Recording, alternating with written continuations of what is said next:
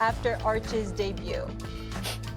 Arch Manning, period, point blank, is neither a generational nor transcendent talent. Arch Manning can't run like Lenoris Sellers. He can't throw like Garrett Nussmeier or Bryce Underwood. He's not Trevor Lawrence. He's not Caleb Williams. Those guys were what people felt like were generational, can't-miss college quarterbacks.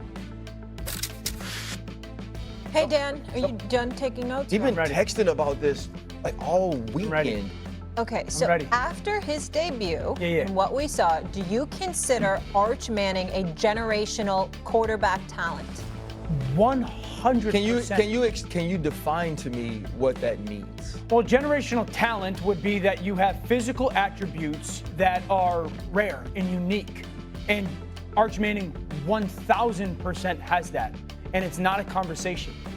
One, when did 6'4", 225 pounds, 4'5", 4'6" in the 40. None of those things. 100%. He's 100% 6'4", 220 plus pounds, and is like 4'5", 4'6" and 40. Got clocked at 21 miles an hour on GPS. When did that not become at the quarterback spot generational physical ability, let alone elite, rare bloodlines when it comes to the quarterback position? That's generational. That doesn't mean that he's going to become a Hall of Famer, but that's generational talent. When we're talking about 21 miles per hour on GPS, that's what, and this is said with all due respect and admiration, that's Kyler Murray, Lamar Jackson type GPS numbers, 21 miles an hour. So that's what he's a generational talent. And I know everyone got caught up in the week 1 performance and all that. I could go through a list of a lot of cats in their first college starts against real opponents, not against less opponents, real opponents having much less numbers statistically than Arch Manning. It's not about, but that's the thing though, Dan. Like, you're trying to play this numbers game. No. We don't have to play a numbers game. But that's where we got caught up. But the thing is this though, we don't have to play a miles per hour game to know that Arch Manning running the football ain't like Lenoris Sellers running the football at South Carolina. Sure. Right? We don't have to play a numbers game to know that Arch Manning running the football wasn't like Jayden Daniels running the football versus Florida when he went for 250. Yeah. Those things are not the same. I don't care what this little vest you wear on top of your nipples say. And what I hate about it is, I think Arch Manning is going to be a really good quarterback. Right.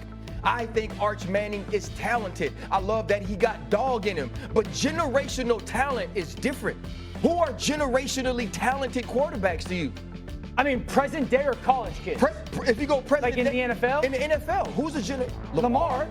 He ain't Lamar. I'm not saying he's Lamar, but it's the other thing, though. The people you're comparing him to, right? Like, let's just talk about the people you're comparing him to. You know what Lamar Jackson had by this point in college? A Heisman. But Lamar played a lot more. He had stopped. Because he was that good. RC, Lamar's first start, he went 9 of 20 with a pick. This is his third start. Stop saying it's against his a real opponent. It's his third. Against a real opponent. And also, too. Okay, so we can go to year in college. But he hasn't played bowling. Because you know why? Because if you're Trevor Lawrence and you're a transcendent, generational quarterback talent, Kelly Bryant can be the incumbent starter, take you to the college football playoff. You can only have played okay. And Dabo Swinney could go, you are so damn talented, Kelly Bryant got to sit on the bench. You can have Spencer Rattler, who was the Heisman frontrunner going into the season, who was a projected first-round pick. And you could have Caleb Williams, and it could be mid-season, and you say, no, he's too good. I can't keep him on the bench. Quinn Ewers, okay, a 7th-round pick. Kept him on the bench. Kept him on the bench for 2 years. But you and I both know we're in a very different era when it comes to that with NIL. Quinn Ewers was making a lot of NIL money. Not more than him. Not last year, yes he was. Yeah, last year, yes he was. NIL matters. So like that point of play behind or whatnot, that does matter. If he's not a generational talent, then who is? And how are we measuring it? Because we can't sit there and go, because of the way the first start on the road. There's very few of them. I think there's less than what you think. I think John Elway was a generational talent. I think Patrick Mahomes is a generational talent. I don't think Tom Brady, I don't think Drew Brees, I don't think Peyton Manning are generational talents. I think Andrew Luck ended up being a generational talent. I don't think there's a ton of them out there. But so then what? Then how does one, in your eyes, be a generational talent? Because there's not a lot of difference. Production. Let me chime in here because I love the argument back and forth between y'all. I ain't trying to get in the way of it. Here's the reality. The operative word here is.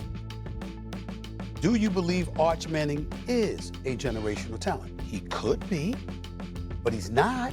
Why not yet? What have you seen to say that he is? There's no evidence. There's no evidence. See, the real problem to crystallize in a roundabout way what RC is saying, but a lot of other people are saying too, yes, sir, is that what the hell was he doing as a Heisman finalist in everybody's eyes before a game was played?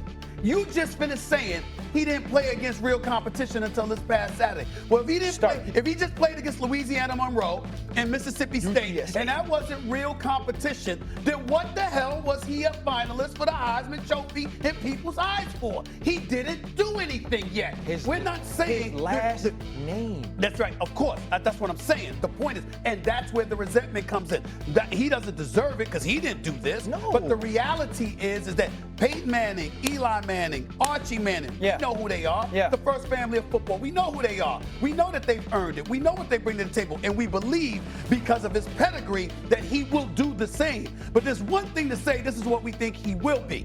There's another thing entirely to literally go into a season before a game is played, bypass numerous other qualified candidates that have produced and have a better resume than him up to this point, and let him skip and hop over all of those guys to say, this is a Heisman finalist. You have football experts saying this stuff, and then you go up against Ohio State, and we see none of that. We see none of that. And also, basically what you're saying is, and this is, I'm gonna ask this question, you're saying he's big and fast right now. With what you've given me, you said he's big and fast. I want to see him race Lenoris Sellers, and I want to see him stand next to one another. Because right now, Lenoris Sellers is more physically imposing, and he seems to be at least a better runner. I don't think Lenoris Sellers is a generational talent at the quarterback position. Okay, so maybe we have different definitions of generational talent. So one, I didn't have anybody as like a Heisman favorite, but he's the quarterback of the #1 team or one of the top. So he's going to be, I don't really care who the player was, he was going to be high on the Heisman list because Texas is loaded. So that's just a part of the reality of the game. The second thing when it comes to I think that at that position, when you are big, when you are fast, when you are supremely talented throwing the football, that's generational talent. So here's my question to you then. Did you believe Joe Burrow? Now, because this is what I think. Joe Burrow was a late bloomer, right? 16 touchdowns, 5 interceptions in his second to last year in college. And then he turned into this thing. A lot of those things we think about Joe Burrow turning into were based on intangibles, right? And when we look at his production in the league, he's going to have a generational quarterback level of production, right? But I don't believe we look at Joe Burrow as a generational talent when we talk about the things he is and the different things he was able to accomplish. Arch Manning could very well do that. He could stay in college 2 more years and develop into a #1 overall pick. I think the kid is talented, right? But there's something that has to jump off of the page. Even in watching him excel against other teams that are of lesser competition, I've never watched it jump off of the page. When we saw Trevor Lawrence, I was like, that's what it looks like. Totally. I mean, but here's, so I believe that there's more guys that fall under that category than you. But I just think when you look at all those attributes, and yes, his last name does matter because there's a bloodline there that is relevant. And people have used it against them, but everyone got caught up in that one game, which was his first start against a real competitive team, or let's call it a Power 5 or Power 4 team, and everyone was like, told you not generational talent. Peyton Manning's first start against a real team, they lost 42-17. Here's the thing, also not a generational talent. Okay, Lamar Jackson was 9 of 20. Patrick Mahomes was 13. Josh Allen threw one touchdown and 5 picks the first time he played against the. That's a generational talent. But here's the thing, though. But you're having a different conversation into what they grew into. We didn't give Josh Allen